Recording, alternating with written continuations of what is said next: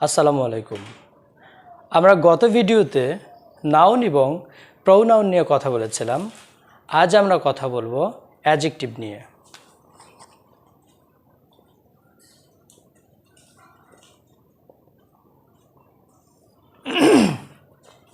Adjective.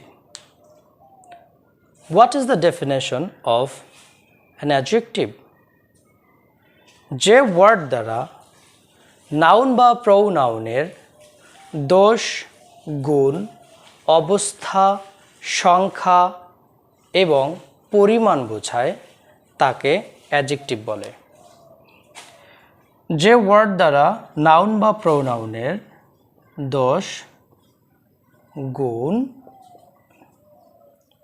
অবস্থা, সংখ্যা এবং পরিমাণ বোঝায়।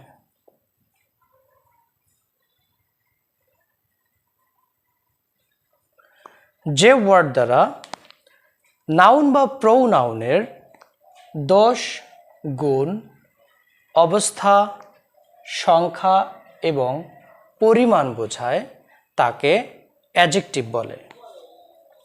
অন্য কথায় আমরা বলতে পারি যে ওয়ার্ড নাউন বা প্রোনাউনকে বিশেষায়িত করে, নাউন বা প্রোনাউনকে কোয়ালিফাই করে তাকে অ্যাডজেক্টিভ বলে।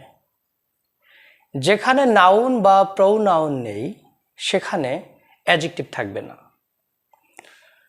তাহলে কয়েকটি উদাহরণ দেওয়া যাক।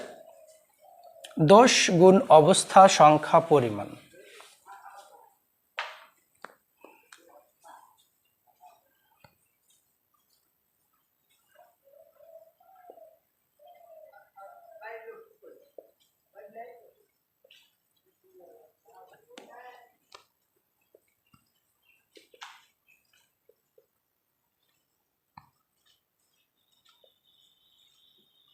আমি কয়েকটি উদাহরণ এখানে লিখেছি, চলুন আমরা উদাহরণগুলো পড়ে দেখি। Raju is a bad boy. এখানে রাজুর দোষ বোঝাচ্ছে। Meena is a good girl.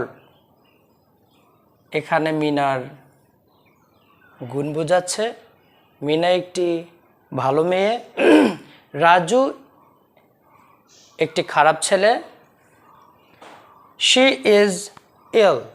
সে অসুস্থ। এখানে অবস্থা বোঝাচ্ছে। সে কি অবস্থায় আছে? সে অসুস্থ অবস্থায় আছে। She is ill. I have, এখানে ভুল লিখেছি। I have two pens. I have two Pence.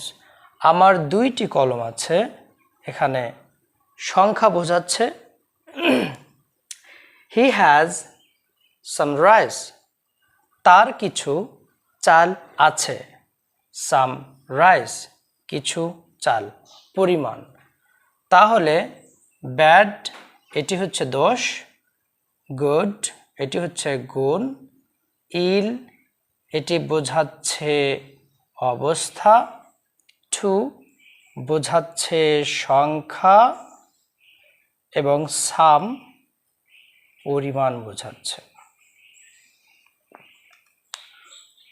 প্রত্যেকটি ওয়ার্ড কিন্তু নাউন সম্পর্কে কথা বলেছে বা প্রোনাউন সম্পর্কে কথা বলেছে। ব্যাডটাকে বয়, বয় একটি নাউন। গুড, গুডকে, গুড হচ্ছে গার্ল, মেয়েটাকে বোঝাচ্ছে। ইল, ইল মানে হচ্ছে অসুস্থ। ইলটা কাকে বোঝাচ্ছে? She, she is ill. এখানে ব্যাড বোঝাচ্ছে বয়ের অবস্থা, মানে বয়ের দোষ। গুড গার্লের গুণ। ইলটাকে শি, তার অসুস্থর অবস্থা বোঝানো হচ্ছে। I have two Pence. দুইটি কলম আছে আমার। তাহলে কয়টি কলম? দুইটি। এখানে কলমকে বোঝাচ্ছে। She has some rice. তার কিছু চাল আছে, রাইসকে বোঝাচ্ছে সাম, পরিমাণ। Adjective is very important if you want to make a qualified sentence, তাহলে কিন্তু অ্যাডজেক্টিভ খুবই প্রয়োজন।